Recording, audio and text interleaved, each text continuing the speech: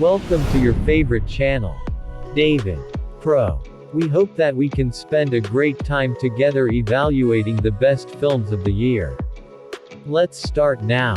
Wild Mountain Thyme Review. Head-scratching rom-com with a baffling sting. Emily Blunt and Christopher Walken butcher the Irish accent in a bizarre and pointless but somewhat fascinating filmic misfire. John Patrick Shanley's Wild Mountain Thyme arrives with the air of a fake film within a film, though it is supposedly something to be taken at face value. It couldn't have come from a filmmaker with a more chaotic filmography, Oscar-winning director of Moonstruck and Doubt, but also writer of Joe vs. the Volcano, Congo, and We're Back. A dinosaur story. This one has more in common with those latter misfires, a film that wears its unashamed Irishness not merely on its sleeve, but on its green-painted forehead, upon which there might as well sit one of those novelty St. Patrick's Day hats. It announces itself through Christopher Walken, cast here for reasons that no explanation will ever fully justify, and his garbled attempt at an Irish accent. I'm dead, his Tony Riley tells us right away via the bouncy, advertisement-like voiceover, setting the tone for the strangest inheritance comedy since Mr. Popper's Penguins. Adapted from Shanley's own award-winning play, one is certain to wonder whether everything award-worthy about the material has been purposely removed.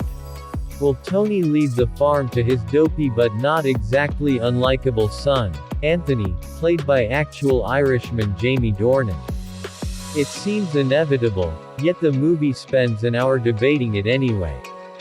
Meanwhile, every healthy-looking adult over the age of 70 is for some reason doomed to die, as though succumbing to a deadly, unmentioned virus.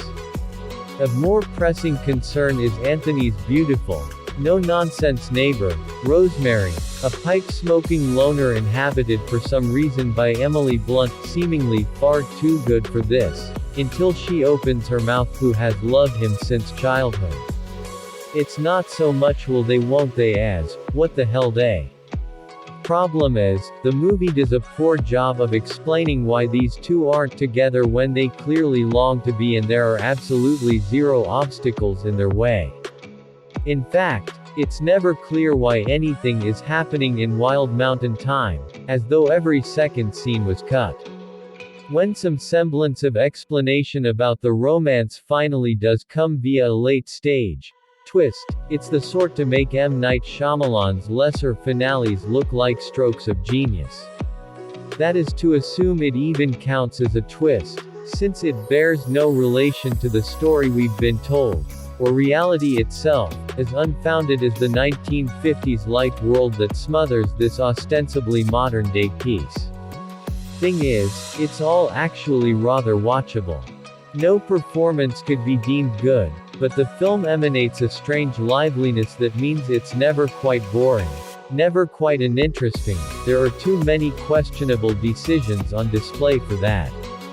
Like John Hamm's smarmy American cousin, who arrives only to offer further proof that nobody knows what to do with this former madman.